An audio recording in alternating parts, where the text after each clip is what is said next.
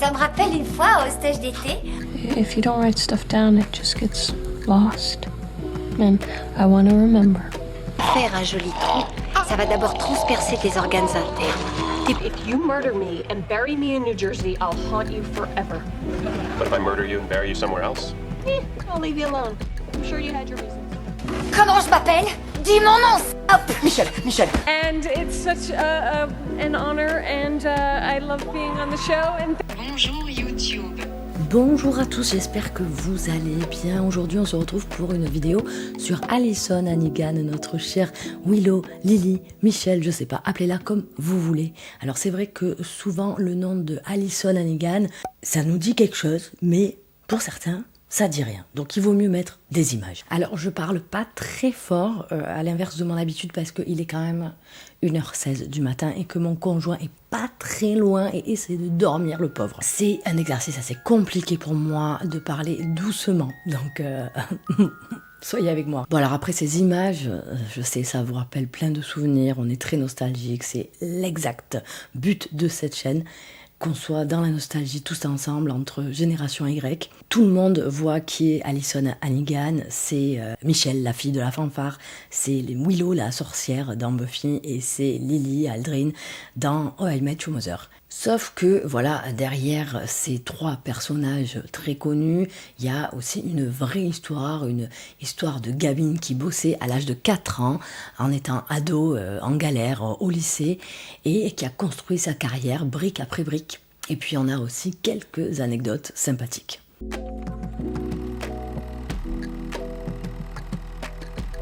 Alyson Lee Hannigan, elle est née le 24 mars 1974 à Washington. Son père, Al Hannigan, c'est un camionneur irlandais et sa mère, Emily Postner, elle est agent immobilier et elle est d'origine juive. Et je fais une parenthèse à ce sujet parce que c'est marrant que quand on repense aux vidéos que j'ai fait sur Nicholas Brendon et les propos qu'il a tenus envers tout un tas de cultures en fait, mais notamment celle-ci, se dire finalement qu'il était entouré de Michelle Trachtenberg, Alyson Hannigan et Sarah Michelle Gellar qui sont les trois d'origine juive, c'est assez ironique. Ses parents, à Alyson, ils divorcent quand elle a seulement 2 ans. Du coup, elle va grandir à Atlanta, en Géorgie, avec sa mère. Et très vite, en fait, sa mère, elle capte qu'il y a quelque chose chez Alyson, un vrai truc devant la caméra, une aisance naturelle. Et donc, à l'âge de 4 ans, elle va l'inscrire dans des auditions, dans des castings. Et elle va déjà faire des publicités pour Oreo, pour Six Flags, pour Duncan Hines, enfin, les grandes marques américaines, quoi. Et surtout pour McDo. Et c'est assez rigolo parce que du coup, c'était un peu le face-à-face avec Sarah Michelle Gellar qui, elle, faisait des publicités pour Burger King à l'époque. Donc Alyson, elle adorait ça. Elle dit que quand elle était petite, pour elle, c'était le meilleur job du monde parce qu'elle pouvait manger des cookies à volonté. Donc c'est sûr que, oui, je pense que on l'aurait tous pris ce job à 4 ans si c'était pour manger des conneries. À l'âge de 11 ans, elle prend une décision radicale. Sa mère, elle décide de déménager à Los Angeles pour essayer de commencer une carrière pour Alyson Hannigan. Donc c'est vraiment un gros pari qu'elle fait, sa maman. Et puis bon, finalement, on sait que ça valait le coup. Elle va aller au North Hollywood High School, un lycée qui était à cette époque une vraie pépinière des futurs acteurs. Elle était en cours avec Mayim Bialik, celle qui interprète Amy dans The Big Bang Theory, avec Brian Austin Green, le futur David Silver de Beverly Hills. Ensuite, California State University Northridge, où elle va y faire ses études et elle va avoir un diplôme en psychologie, ce qui est pas anodin pour quelqu'un qui va passer sa carrière à jouer des personnages différents et complexes. C'est une bonne étudiante américaine, donc Alyson, elle rejoint une sororité Alpha Chi Omega. Pour ceux qui savent pas ce que c'est un club d'étudiants sélectifs, avec une maison partagée, avec des événements caritatifs et beaucoup de vie sociale. Comme les fraternités pour les garçons. Et il y a une anecdote de cette période-là que j'aime bien, qu'on n'entend quasi jamais. Quand elle était adolescente, Alyson, pour arrondir ses fins de mois, elle travaillait et elle faisait du babysitting et en fait, elle gardait les enfants de son futur collègue, en partie, hein, parce qu'elle avait plusieurs clients, un certain Bob Saget, qui est un animateur et acteur américain et qui jouera plus tard la voix du narrateur dans How I Met Your Mother, le vieux Ted, entre guillemets. Oui, elle gardait ses enfants et 20 ans après, du coup, ils se retrouvent dans la série How I Met Your Mother. C'est mignon, c'est le destin.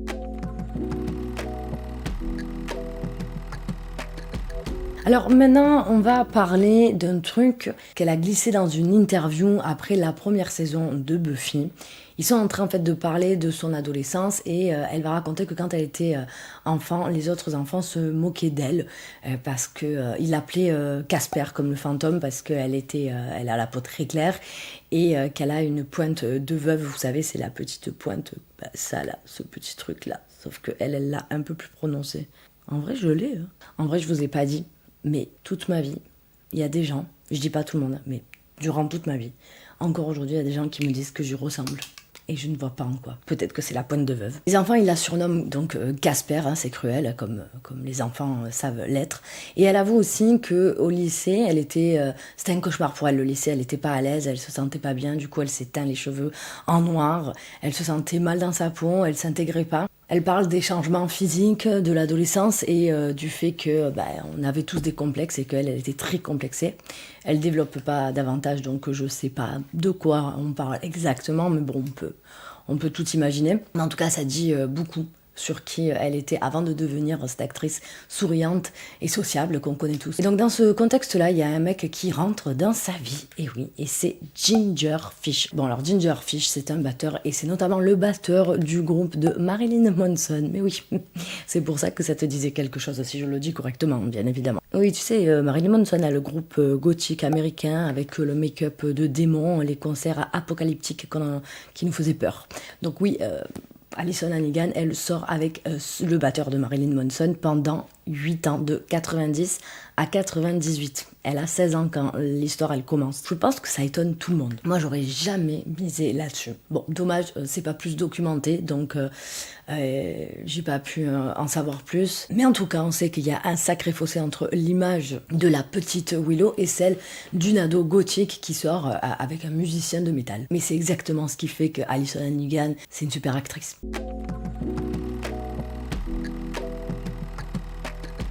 Alors, on va parler filmographie avant Buffy, parce que c'est un chapitre à part entière. En 1986, elle a 12 ans. Elle a son premier rôle au cinéma dans un film qui s'appelle Impure Thought. Comment on dit ce putain de mot, Thought? Qu'est-ce que c'est ce mot? C'est un film qui est introuvable à l'heure actuelle, apparemment, oublié de tous. Elle jouait Patty Stubbs, ça la rend pas célèbre, mais ça lui met un pied dans le milieu du cinéma. En 1988, elle a 14 ans, et là, c'est le premier vrai grand tournage de sa vie. Elle décroche un rôle dans J'ai épousé un extraterrestre. Alors, en VO, c'est My Stepmother is an Alien, donc je comprends pas pourquoi ils ont pas gardé ce mot en français. Ma belle-mère est un alien ou un extraterrestre. C'est plus sympa, non? C'est que mon avis, dites-moi ce que vous en pensez. Et dans ce film, il y a Dan Aykroyd. Ah, j'en ai marre. Donc dans ce film, il y a Dan Aykroyd. Dites-moi si c'est comme ça ou pas qu'on le dit, j'en ai marre. De Ghostbusters. Il y a aussi l'actrice Kim Basinger. Alyson, elle joue la fille du coup de Dan Aykroyd. Et son jeu, il est tellement solide qu'elle va recevoir sa première nomination au Young Artist Award. Et le truc, c'est que dans ce film, il y a un autre acteur qui a 14 ans, qui est né la même année qu'elle. Et ce gamin, c'est Seth Green. Oui, le Seth Green qui jouera Oz dans Buffy contre les vampires 9 ans plus tard. Le petit copain musicien de Willow. Et ils se retrouveront encore une fois sur How I Met Your Mother en 2012. 24 ans de carrière commune, c'est mignon.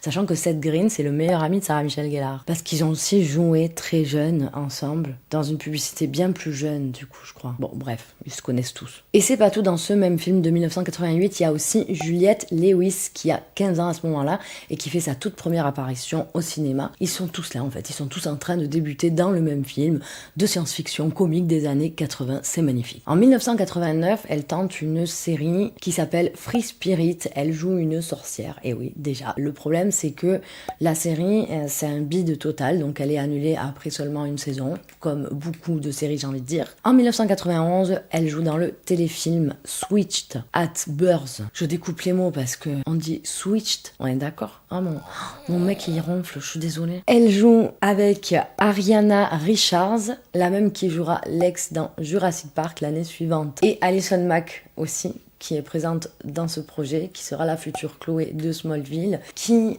d'ailleurs, si tout va bien, c'est sur elle que sera la prochaine vidéo, parce que elle est sortie de prison, tout ça, donc je vous updaterai ça plus tard. En 1993, elle va faire une apparition, je crois, dans la série The Torkelsons, la famille, où elle va croiser en guest des jeunes acteurs qui débutent aussi, dont Ben Affleck et Jared Leto. D'ailleurs, je veux pas passer pour une folle, mais vous trouvez pas que Jared Leto, Ilan, comment il s'appelle le mec de la télé-réalité là, Ilan Castronovo, il ressemble pas à Jared Leto. Bref, Alison était déjà dans le game kids actor qui allait tout casser plus tard. En 1994, elle tourne une pub pour Mylanta, un médicament contre les brûlures d'estomac américain. Alors certes, c'est pas la gloire, mais du coup, elle bosse toujours. Et puis, il y a les guests qu'elle fait dans plein d'autres séries. Roseanne, Les Anges du Bonheur, et plusieurs téléfilms que tout le monde a oubliés, mais qui ont construit en tout cas son expérience d'actrice. En 1998, elle joue dans Dead Man on Campus. Alors c'est toujours pas le grand rôle de sa vie, mais attends, il arrive le grand rôle là, il arrive.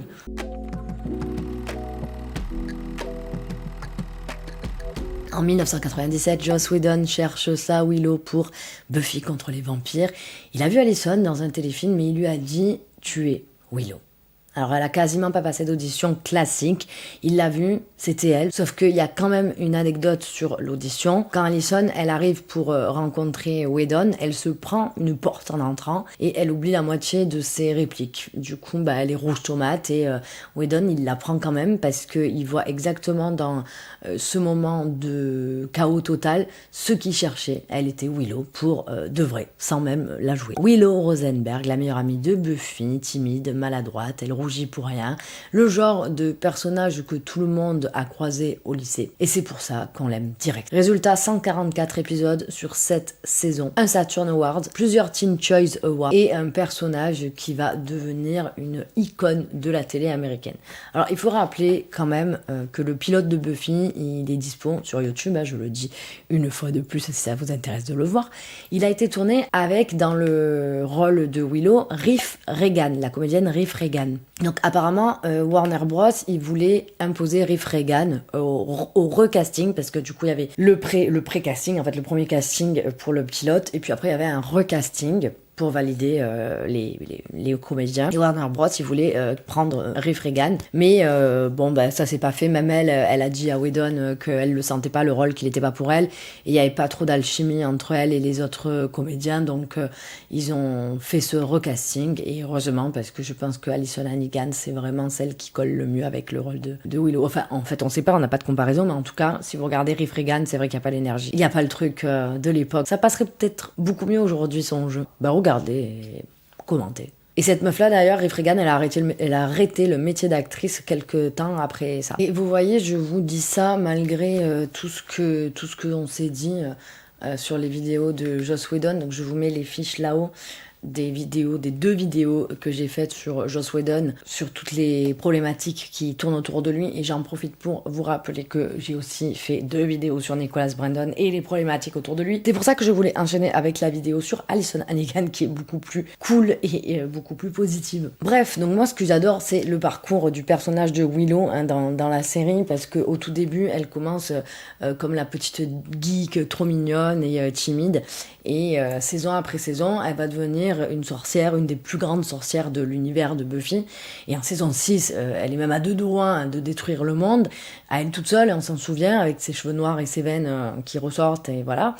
On se souvient de cette séquence où elle dit « Je m'ennuie maintenant » et qu'elle dépaisse Warren. Je m'ennuie maintenant.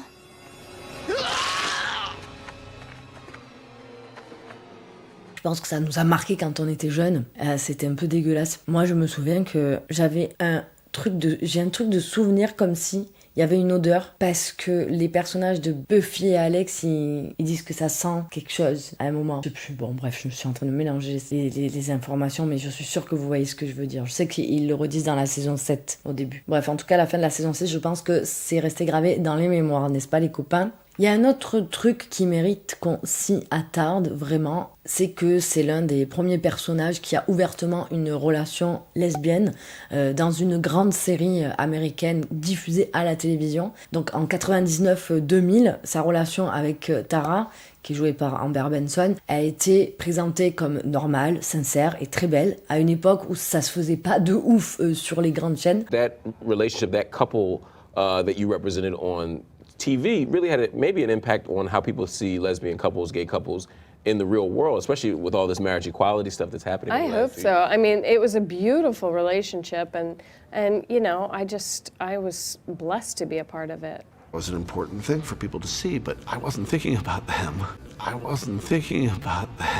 Donc ça a vraiment aidé des gens à se sentir compris, représentés à travers la télé, et il y en a même qui ont dit et qui disent toujours aujourd'hui que c'est un petit peu aussi grâce à cette relation à la télé qu'ils se sont trouvés, ils se sont appuyés là-dessus pour trouver leur identité, se trouver eux-mêmes grâce à ces personnages. Quoi qu'on en dise, quoi qu'on dise de Joss Whedon, etc., ça reste une des plus belles évolutions grâce à la télé. Alors après, je veux pas casser l'ambiance vis-à-vis de Joss Whedon, même si je l'ai déjà fait pas mal de fois, mais c'est pas lui qui écrit tous les épisodes, loin de là. On a Marty Moxon, je sais plus, qui écrit des épisodes entiers. On pourra faire le tour si ça vous intéresse un jour. Mais voilà, donc on peut continuer à aimer des scénarios sans culpabiliser pour autant, parce que je sais que certains culpabilisent. Bref, donc avec cette relation, elle a pas un impact tout petit, quoi, Alyson Hannigan. Et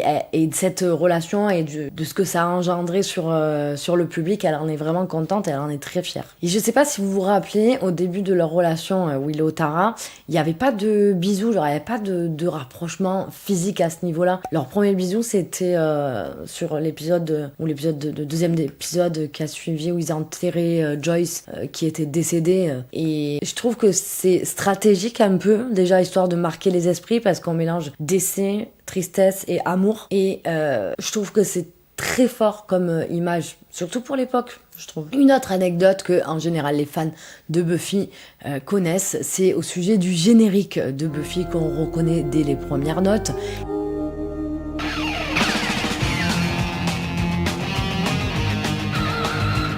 Qui provient du groupe, je vais essayer de le prononcer correctement, Nerfherder. Bref, c'est le groupe Nerfherder qui a composé la musique, et c'est Alyson qui les connaissait et qui les a du coup proposés à Joss Whedon. Voilà, donc sans Alyson, peut-être que... Enfin non, il y aurait pas ce générique, voilà. Tout simplement. Alyson, elle est aussi devenue marraine du fils aîné de Joss Whedon, et son mari, Alyson Hannigan, donc Alexis Denisov, il est le parrain de ce même enfant. Donc voilà, par rapport à la proximité entre Alyson Hannigan et Joss Whedon, et aussi Alexis Denisov. D'ailleurs, il y a quelque chose que je trouve fou, parce que c'est pas assez documenté, on n'a pas assez d'infos. Je suis désolée pour ça. J'en ai parlé dans la vidéo sur Joss Whedon, la deuxième partie, où Alyson Hannigan, elle n'a jamais ouvert la bouche, jamais commenté vis-à-vis de toutes les accusations sur Joss Whedon. C'est simplement parce que elle, c'est un proche pour elle. Après, on sait pas à l'heure actuelle quelles sont leurs relations exactement, hein. C'est pas parce qu'il y a 15 ans, ils étaient très proches, qu'aujourd'hui, bon voilà, on sait pas tout. Mais partons du principe qu'ils sont toujours proches, ça donne une raison pour laquelle elle n'a pas ouvert sa bouche à ce sujet, bien évidemment, que quand bien même elle aurait pu, parce que pourquoi pas essayer de le remonter un peu si c'est ton ami et que tu as des choses positives à dire. Cela dit, lui, après toutes les accusations, je pense qu'il s'est bien auto-descendu face à la journaliste qui l'a fait venir chez lui, hein, qu'il a accepté de faire venir chez lui pour faire cette interview de 2 jours, où il s'est auto-buté, hein, le gars. Donc peut-être que c'est pour ça aussi qu'elle prend pas la parole pour le défendre, enfin bon, je sais pas. En tout cas, ils sont très proches, et il est pas très proche juste d'Alyson ou d'Alexis, il est proche des deux, puisque les deux sont parrains et marraines de son fils aîné à Whedon. Ce qui est étonnant quand on compare la relation du couple de cascadeurs hein, vous devez vous souvenir, si vous avez vu la vidéo sur Whedon, qu'il avait vraiment menacé de virer s'il se séparait pas. Enfin, vous voyez, on n'a pas toutes les infos quand même. Alors, je le défends pas parce qu'on a quand même beaucoup d'infos, beaucoup de témoignages qui va à l'encontre de Whedon, donc je peux pas le défendre, bien entendu. Mais bon, il nous manque des détails quand même pour nuancer l'histoire et pour comprendre le fin fond des choses. Peut-être que des fois, il y a rien à comprendre, hein, mais bon, voilà. En tout cas, il est proche d'eux, on sait pas tout. Et bizarrement, la relation entre eux, ça les a pas gênés. Mais bon, cela dit, je vous ai pas tout dit, je reviens. Et il y a encore une anecdote de tournage de plateau qui me tue dans Buffy. Il y a un épisode mythique qui est l'épisode musique with feeling. Bon, que le spectacle commence en français, ce sera mieux. Tout le monde chante, c'est génial, les fans adorent et c'était formidable. Ils en ont fait un CD que j'ai bien entendu. Sauf que Allison, elle déteste chanter en public, c'est sa phobie, donc elle supplie Joss de lui donner un minimum de répliques à chanter et Whedon, il est tellement sympa avec Allison, qui va vraiment pratiquement rien lui donner, hein, vous le savez, si peut-être que vous avez pas remarqué, hein, mais voilà quoi, il y en a pas beaucoup. Alors je vais un peu partir en couille là, mais je suis un peu obligée d'en parler parce que cet épisode musical, je le découvre quand je suis au collège, début du collège, je sais plus c'est en quelle année. Bon bref, je suis relativement jeune et donc la trilogie du samedi soir, je l'ai ratée parce que c'était trop tard pour moi, je dormais probablement. Et donc ma mère a enregistré l'épisode. Et alors enregistré, je sais plus comment, hein, les amis, je peux pas, je sais plus, mais tant elle l'a enregistré sur une cassette VHS. Bref, elle me met ça et elle me dit viens voir Buffy hier soir, regarde. Et je me souviens exactement de comment on est placé dans le salon, de l'émotion que j'ai quand je regarde ça à ce moment-là. Et je ne m'y attends absolument pas, évidemment, qu'ils se mettent à chanter. Et je me souviens à ce moment-là, je suis un peu surprise, mais pas de ouf, parce qu'on est une génération, genre on a été tellement habitués aux dessins animés de Disney, à la comédie musicale H24, que je pense qu'il y a un truc naturel dans la tête. Mais bon, c'est amusant. Et je regarde ma mère, et ma mère qui rigole, l'air de dire genre ça n'a aucun rapport, tu vois, donc du coup ça me fait rire parce que c'est tellement décalé par rapport à ce que d'habitude on voit de Buffy contre les vampires. Mais en tout cas, cet épisode, je sais que ça leur a demandé beaucoup de travail, c'est un épisode qui est quand même hyper qualitatif par rapport à tout le reste de la série, il y a pas que cet épisode là bien sûr, mais quand même ça a demandé plus de travail, ça va de soi. Et je trouve qu'ils se sont donnés à fond tous pour réaliser correctement cet épisode. Dommage que Nicholas Brendon ait rencontré un technicien gentil qui lui a prêté, qui lui s'est fait arnaquer de $500 pour aller jouer au casino. Si vous voulez connaître toutes les autres histoires, je vous invite à cliquer sur l'affiche et aller voir la vidéo sur Nicholas Brendon, les 2 vidéos malheureusement. Bref, cet épisode il est fantastique et super bien fait et vraiment ça nous a fait du bien en plus en plein milieu, puis ça a dû leur ramener du fric quand même cette histoire, hein, parce qu'avec tout ce que ça a généré derrière comme produit, je veux dire, à vendre, hein. Bref, je reviens sur Allison Hannigan. Elle raconte ensuite qu'un jour, sur un épisode, il devait être suspendu à l'envers et que elle, c'était la plus petite et que, alors je sais pas si c'est un rapport, mais ils l'ont positionnée à l'envers, pendue à l'envers en premier. Et du coup, je crois qu'elle a attendu une demi-heure pour que le temps que tous y soient pendus à l'envers. Et qu'elle était vraiment pas bien, elle était au bord de l'évanouissement parce qu'elle avait le sang qui montait à la tête, elle était pas bien. Et ben, croyez-le ou non, dans tous les DVD que vous voyez là, attends, je fais comme France 3 à l'époque. Je sais pas c'est quel épisode. C'est une interview que j'ai vue là en faisant les recherches. Je sais pas, j'ai un trou dans ma tête. Alors je me dis peut-être que c'est entre la saison 1 et 3 que je regarde beaucoup moins souvent, depuis toujours. Mais je comprends pas pourquoi j'arrive pas à le voir dans ma tête. C'est quel épisode où ils sont pendus à l'envers? S'il vous plaît, dites-le moi. J'en ai marre de chercher.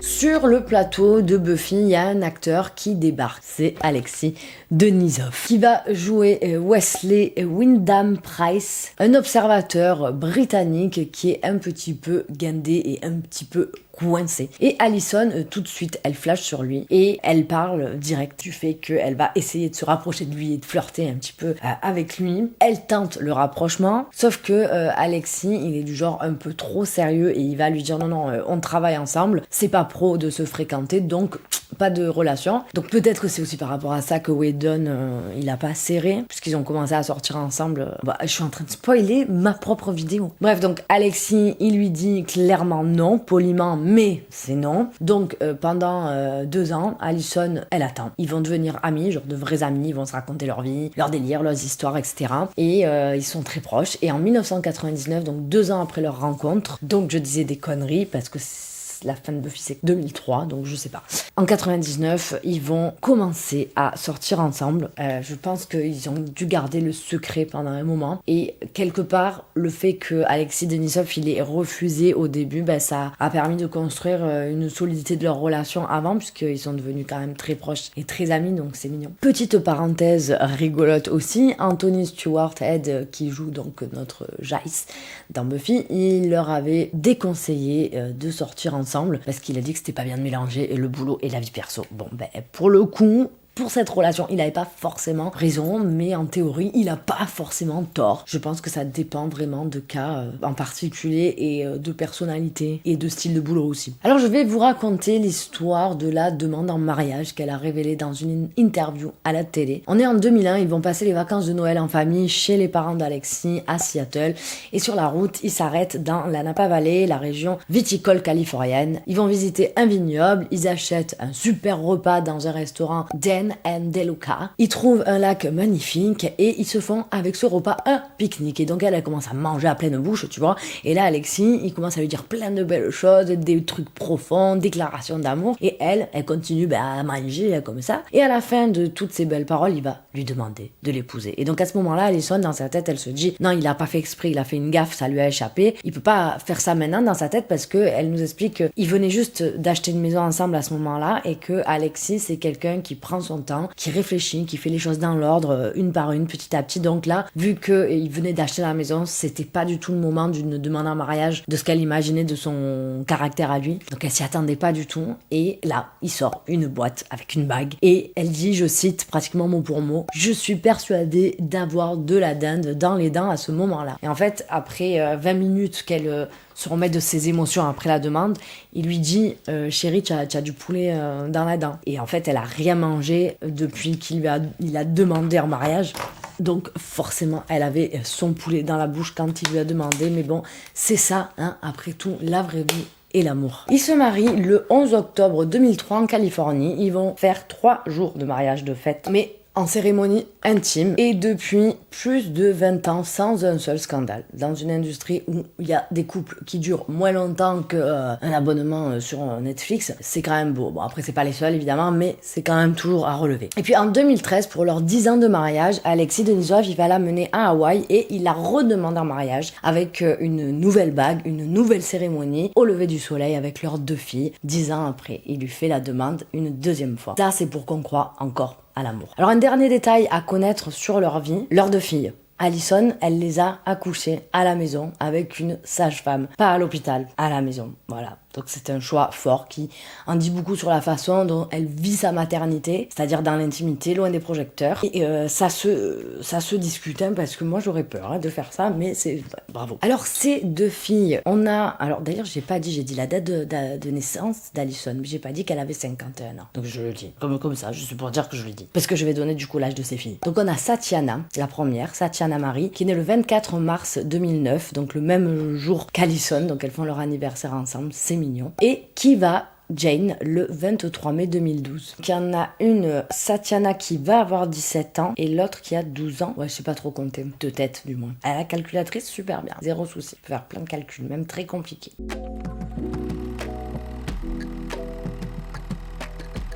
Et on arrive à quoi? On arrive à American Pie. C'est nos souvenirs. 1999. Alors avant de parler de la scène culte, je veux quand même vous raconter comment elle a décroché ce rôle. Alors son agent, il va l'appeler, il va lui dire j'ai un scénario pour toi, Il n'y a pas de juste milieu, soit tu vas adorer, soit tu vas détester. Et elle va lire le scénario et elle adore Michel, direct. Elle entend déjà dans sa tête la voix de Michel, elle l'incarne déjà en lisant le scénario. Et pendant qu'elle lit le scénario et qu'elle le découvre, il y a un oiseau qui rentre dans sa maison et du coup elle se dit c'est un signe. Enfin pas pour l'oiseau, mais pour elle. Donc elle va aller passer le casting, mais juste avant l'audition, en fait elle est allée manger au restaurant et elle s'est gavée d'ice. Elle a bu de l'ice tea. Du coup elle va avoir envie de faire pipi parce qu'elle va passer 1h30 dans des embouteillages avant d'arriver à l'audition. Donc quand elle arrive, elle court aux toilettes parce qu'elle a envie de faire pipi, qu'elle en peut plus. Et pendant qu'elle est en train de se laver les mains, on va venir la chercher pour passer l'audition. Donc elle rentre dans l'audition, dans cette énergie-là, un peu stressée, un peu dans l'urgence. Elle n'a pas le temps de se poser et de réfléchir. Et ben en fait, elle a juste été parfaite. Elle a été Michel, la Michel qu'ils attendaient. Yes, and he was such a dork, and everybody was laughing at me, but I didn't care because it was so funny. Et donc le personnage de Michel, en fait, il devait être seulement secondaire, il devait avoir quelques scènes, quelques blagues, et puis basta. Et en fait, la performance d'Alison, elle était tellement superbe que les réalisateurs, ils ont retravaillé le personnage, le script pour donner plus de place à ce perso. Et la fameuse réplique culte. Et une fois, au stage, je me suis enfilé une flûte dans la chatte. Je sais pas si on peut mettre ça sur YouTube. Au stage d'été, il y avait aussi des soirées dansantes, sauf qu'elles étaient plus fun. Une fois, au stage, je m'étais enfilé une flûte dans la chatte. Qu'est-ce que tu viens de dire ? Donc la réplique, elle est rentrée dans la culture populaire mondiale. De là, elle a joué dans les 4 films de la saga jusqu'à American Reunion en 2012. Vous savez que ce dernier, je m'en souviens à peine. J'ai regardé des extraits tellement je me suis dit, mais je l'ai pas vu ou quoi ? Je l'ai vu, mais j'ai pas les... Enfin, c'est arrivé beaucoup plus tard, en fait. Je pense qu'on n'était plus dans la même énergie enfin c'était pas la même énergie quoi qu'il arrive. Et rien que sur ce dernier volet, elle a touché 3 millions de dollars. Ouais, donc 13 ans de flûte, ça paye bien. Alors j'imagine pas combien elle a gagné sur les autres. Alors en interview, elle raconte souvent qu'elle flippe à l'idée que ses filles regardent le film un jour, ben oui, parce que il y a quand même des choses qui sont un petit peu olé, et elle espère qu'elles attendront d'être à la fac pour regarder ces films. Elle explique aussi que quand elle croise des gens, que ce soit des collègues, des artistes ou des fans dans la rue, et qu'on la reconnaît, qu'elle est avec ses filles, et que les gens lui parlent d'American Pie, et qu'ils commencent à dire la fameuse réplique, elle les coupe en disant voilà, on connaît la suite, c'est bon, pas besoin de le dire, parce voilà, c'est l'angoisse quoi, que ces filles, elles entendent ça, ce qui est compréhensible. Et une autre anecdote sur American Pie que j'adore, c'est dans une réunion du casting, Jason Biggs, donc celui qui jouait Jim, il lui confie, ils sont un peu tous ensemble, je vous mets les images de toute façon après, il avait un crush sur elle à l'époque, en direct, comme ça, devant tout le monde, c'est trop mignon. Et l'actrice Natasha Lyonne qui dit qu'elle regrette de pas avoir Ken avec Sean et Eddie. Et Eddie qui répond « mais I'm ready ».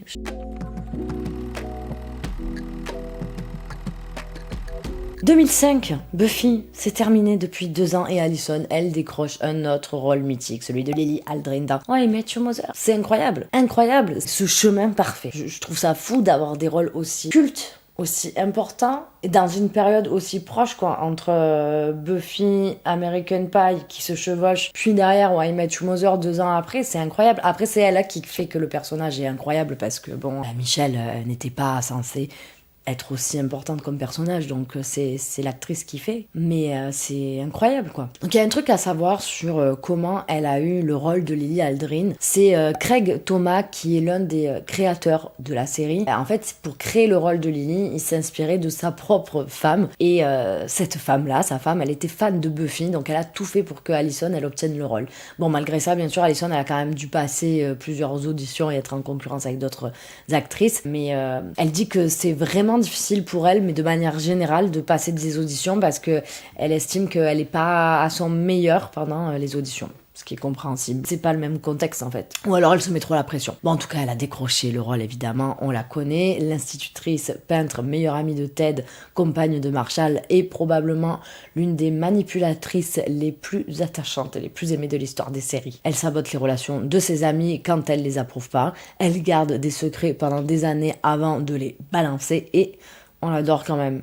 C'est fort, hein. Ouais, mais c'est grâce à Alyson Hannigan, je vous le dis. 206 épisodes sur 9 saisons. Le People's Choice Award de la meilleure actrice en comédie en 2009. C'est la consécration populaire. Et maintenant, l'anecdote How I Met Your Mother que tout le monde adore. Jason Segel, son partenaire, qui joue Marshall. Il fumait énormément et Alyson, elle supporte pas parce que dans la série, Marshall et Lily s'embrassent régulièrement, forcément. Et Jason, après sa cigarette, elle dit que c'était comme si elle embrassait un cendrier. Donc elle a mis en place un système de $10 d'amende par cigarette. Et le premier jour de tournage, Jason, il en a eu pour $200. Du coup, en une seule journée, hein. Du coup, il a décidé d'arrêter. Alors, je crois qu'il a repris après un certain temps. J'ai pas cherché plus que ça, mais en tout cas, il a arrêté de fumer pendant un temps et sur les tournages parce que sinon ça lui coûtait trop cher. Alors, info ou intox, j'ai pas de confirmation absolue, mais selon un média américain, Alyson, elle aurait pas été satisfaite de la fin de la série How I Met Your Mother. Elle aurait estimé que il y avait des scènes coupées qui auraient dû rester au montage pour mieux contextualiser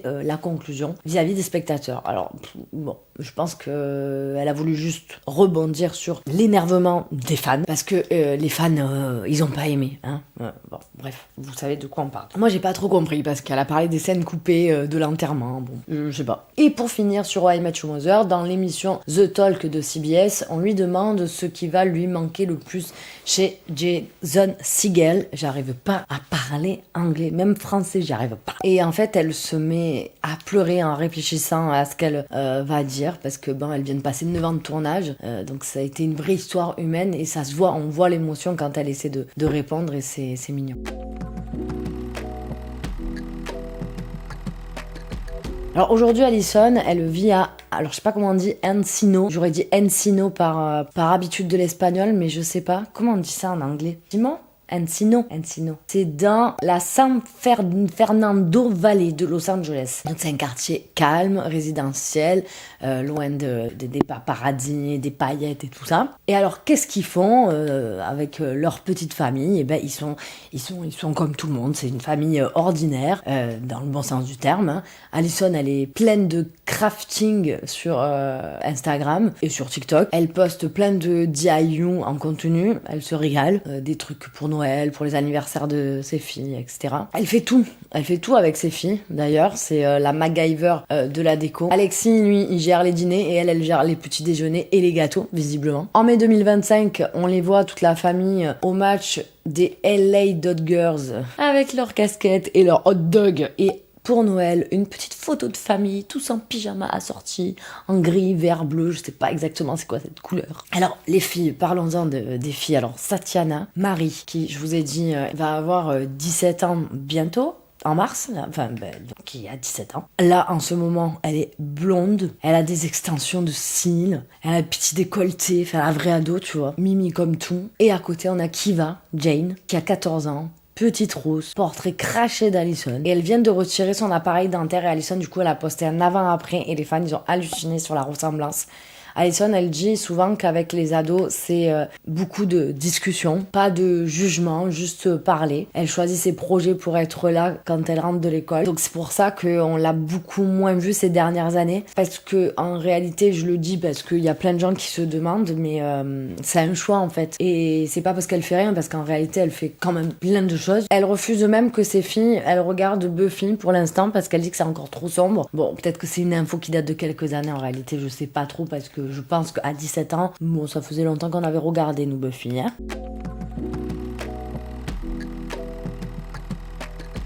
La partie que vous attendez tous, ce sont les anecdotes, donc allons-y. Alors, elle a donné une interview à Playboy en 2003. Elle va être franche et elle raconte des choses qu'on n'attendait vraiment pas de la petite Willow timide. Elle parle d'une relation intime dans une voiture avec un levier de vitesse qui gênait. Je pense que ça peut arriver à tout le monde. Elle mentionne un quickie sur un télésiège. Donc quickie, ça veut dire rapide. Genre, je traduirais ça un petit coup. Donc dans un télésiège, dans un parc d'attractions, et elle dit c'était juste pour dire qu'on l'avait fait. Et elle voulait aussi installer une tête de lit en grillage style 50 nuances degrés, mais elle a abandonné l'idée parce qu'elle disait que ça faisait trop de bruit contre le mur la nuit. C'est elle qui raconte ça, c'est pas moi. Moi juste je répète, hein. C'est pas moi. Le flirt avec Nicholas Brendon.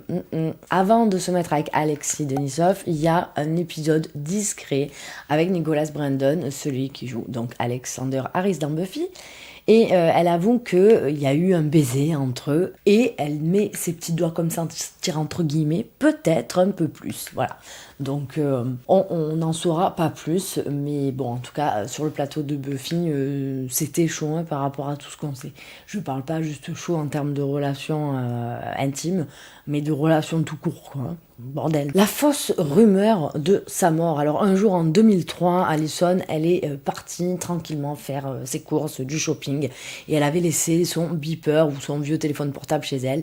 Et comme elle répondait pas, les gens ils se sont affolés, et les journalistes ils ont appelé son agent, et du coup ils ont commencé à écrire et sortir un article pour le publier. Et puis quand elle rentre chez elle, elle voit qu'elle a plein de messages, et son ex même, parce que du coup ils ont publié l'article, là, les journalistes, pour dire qu'elle était morte de quoi d'ailleurs, je sais pas. Son ex il débarque en pleurs devant chez elle pour lui demander qui allait s'occuper de ses chiens. Donc il s'inquiétait pas pour elle, il s'inquiétait pour ses chiens. On parle de qui son ex, c'est qui? Ça c'est une bonne question. C'est Ginger Fish. Le cheval, il y a un fan qui était très enthousiaste, il lui a offert un vrai cheval à Allison, sauf que elle l'a gentiment, poliment refusé. J'espère que le cheval a trouvé une meilleure famille et qu'il est, je peux pas dire qu'il va bien, hein. Il allait bien. Le stalker. En février 2013, il y a un homme qui s'appelle John Hobbs qui venait de sortir d'hôpital psychiatrique.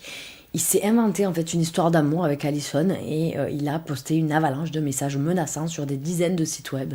Il écrivait des trucs du genre je peux t'épouser demain, mais je peux aussi te tuer demain parce que je t'aime. Donc bon, c'était un peu l'angoisse pour la famille. Il a même surnommé le mari d'Allison Hannigan, Alexis Denisov, ce fou furieux, Monsieur Winnie l'ourson maléfique. Ne me demandez pas pourquoi, je n'ai pas d'explication. Je pense que tout s'explique. Il avait même laissé sur un site, ce gars, son adresse et son numéro de téléphone pour proposer à Alexis une rencontre en face à face, genre pour peut-être se fighter, tu vois. Il menaçait de venir en Californie pour rencontrer Allison. Du coup, la police, elle l'a décrit comme un homme instable, voilà, qui vivait dans une réalité parallèle. Et il a été condamné parce qu'ils ont porté plainte. Il a été condamné, jugé pour harcèlement. Il a reçu une ordonnance restrictive de 3 ans. Et à l'époque, les flics, ils avaient capté que sur les réseaux sociaux et Internet, ça ouvrait déjà les portes du harcèlement plus que ce que c'était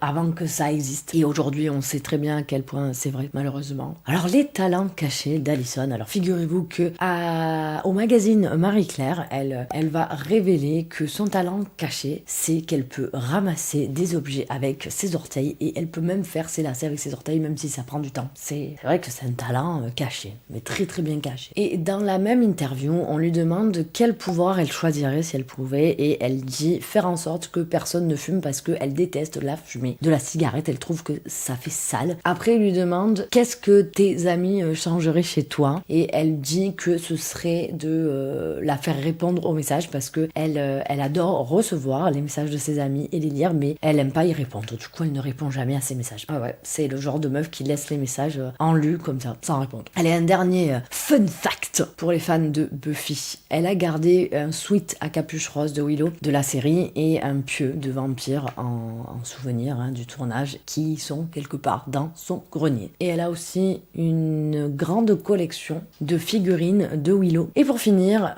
elle aurait pu ne jamais jouer Willow parce que avant de décrocher ce rôle, elle a failli être choisie pour jouer le rôle de Phoebe Halliwell dans Charmed. Venez, on dit Charmed. Genre on dit Charmed. Comment vous disiez vous? Parce que quand on était minot, quand c'est sorti, on faisait pas encore l'anglais. Moi je sais qu'on disait Charmed. Après, en plus que les Français ils sont pas très English phone, nous on est à Marseille quoi, donc Charmed c'était Charmed quoi. C'était pas Charmed, absolument pas. Non, c'est Charmed. Bref, du coup, tout ça pour dire que elle a failli jouer une autre sorcière dans une autre série culte. Bon, je pense que Willow, ça lui va bien. Mais ça lui aurait bien allé aussi. Hein. Ça aurait eu aucun rapport avec ce que c'est. Deux chemins, deux univers. D'ailleurs, dites-moi en parlant de Charmed, si vous avez envie que je fasse des vidéos autour de cet univers, sur les actrices, les acteurs de la série. Bref, Allison, elle a pris le chemin de Buffy et c'est probablement la meilleure chose qu'elle aurait pu faire pour nous, en tout cas.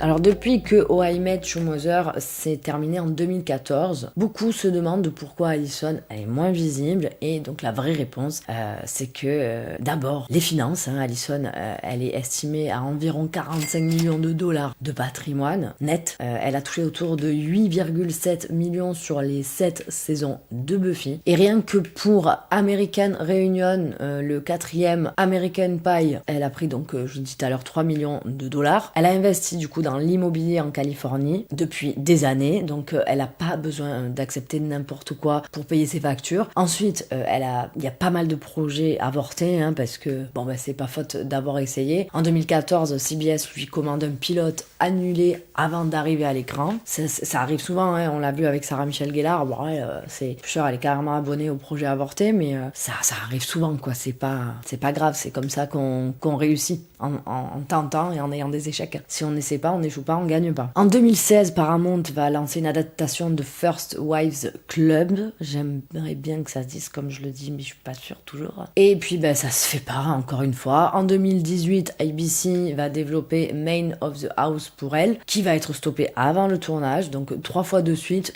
C'est un peu c'est la brutalité du métier et d'Hollywood, hein, donc c'est pas un manque de talent, c'est comme ça, c'est la loterie, des chaînes, des budgets, des chaînes surtout parce que c'est les programmes, les heures, etc. Sur quelle chaîne on diffuse, etc. Alors depuis 2016, elle anime Penn and Teller Full Us. Alors je sais pas si c'est encore le cas d'ailleurs, je crois pas. Enfin, en tout cas, je sais qu'elle a fait 103 épisodes sur 7 saisons. L'émission en fait, c'est des candidats qui essaient de déjouer les deux plus grands magiciens américains. Et donc elle est super dedans parce qu'elle est naturelle, elle est chaleureuse, elle est drôle, enfin elle est elle quoi. Du coup elle tournait ça pendant les vacances scolaires. Donc du coup ça lui permettait d'être là tout le temps pour ses filles. En 2023, elle va participer à Dancing with the Stars. Donc je préfère dire Danse avec les stars, saison 32. Et elle va terminer 5e. Et pendant l'aventure, elle a perdu environ 9 kilos. Eh ouais, c'est pas mal la danse pour perdre du poids. Alors franchement, elle est tellement mince que ces 10 kilos, elle peut les reprendre. Je veux dire, c'est vrai que ça se voyait qu'elle était pas aussi mince que quand elle était plus jeune, mais elle est hyper mince quand même, quoi. Parce que quand elle était jeune, elle était maigre quand même, faut dire la vérité. Elle était limite maigre. Mais après 2 gosses, comment elle était? Enfin, elle était mince, quoi. Je crois qu'elle a un peu repris du poids, mais je vois pas pourquoi on parle de son poids. Bref.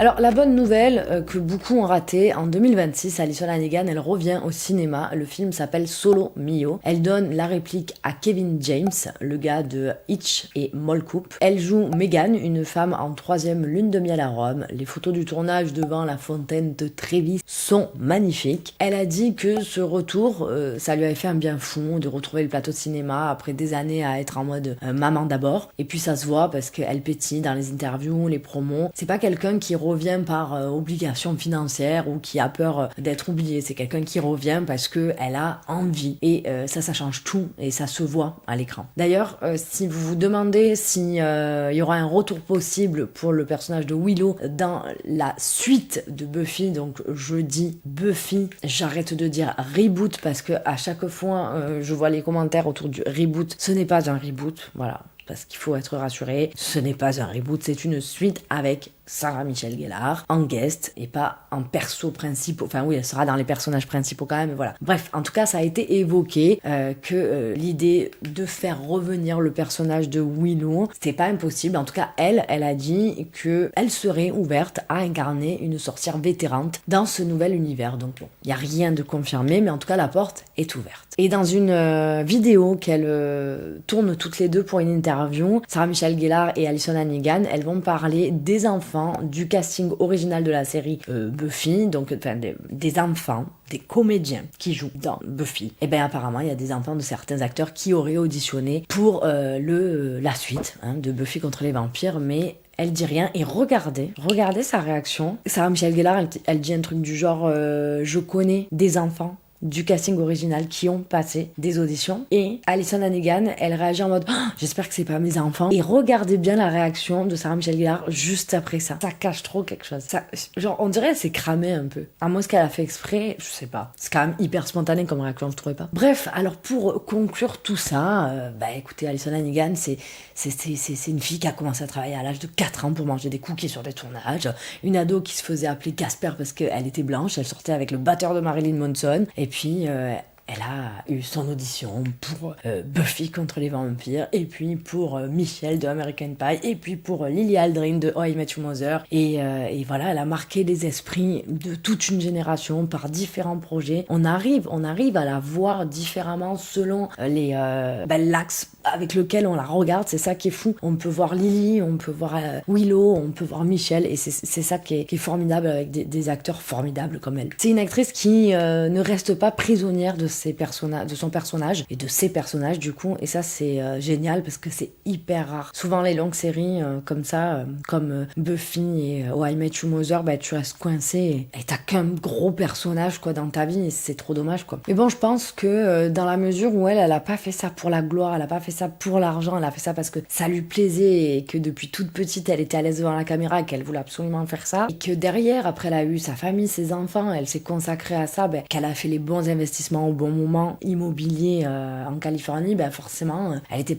pas dans le besoin de travail, donc ça a toujours été naturel, ça a toujours été par envie, par passion qu'elle a fait ça, donc forcément le naturel l'emporte, et le naturel fait que le stress n'est sûrement pas le même si elle dit qu'elle est stressée pendant les auditions, et du coup on l'apprend. En tout cas, une femme passée de 50 ans, belle, souriante, vivante, gentille, ça fait plaisir. Je trouve que c'est une belle génération quand même quand on y pense. Les femmes qui ont joué dans cet univers-là, Sarah Michelle Gellar, Michelle Trachtenberg qui est plus là, elle, Charisma Carpenter, enfin toutes ce sont quand même des pépites humainement, je trouve. C'est un beau casting. Je dis pas que les hommes le sont pas, et là je parle des femmes. Écoutez, cette vidéo arrive totalement à sa fin parce que ça commence à être un peu long pour pas changer. J'espère que ça vous a plu. Je vous remercie vraiment pour les commentaires que vous laissez sous mes vidéos. Ça me fait plaisir parce qu'encore une fois, moi je cherche à avoir des interactions avec des gens qui aiment les mêmes choses que moi, et je vous trouve, donc merci pour ça, merci de la fidélité aussi, parce que ça reste une bébé chaîne comme je l'appelle, mais il y a une vraie fidélité, donc je trouve ça super, on s'est bien trouvé. J'espère que la suite vous plaira aussi, parce que je vais un peu mettre sur pause l'univers Buffy, c'est-à-dire que évidemment je pourrais faire des vidéos sur James Master, sur les autres personnages de Buffy, et je le ferai, mais pas tout de suite. Là je pense que je vais bifurquer un peu vers Smallville, je reste dans la trilogie du samedi pour le moment, j'ai quand même plein de choses à vous raconter. Je vais sortir aussi un nouveau concept sur la chaîne dès que je pourrai, donc pas tout de suite mais assez prochainement quand même. On reste vraiment dans l'univers nostalgie à fond, donc j'espère que ça vous plaira et qu'on pourra partager ce cyber rendez-vous tous ensemble. Merci d'avoir regardé cette vidéo, je vous fais des gros bisous, c'était Oli Gaze, ciao. Et souviens-toi qu'une fois au stage d'été, Je m'étais enfilé une flûte dans la chatte.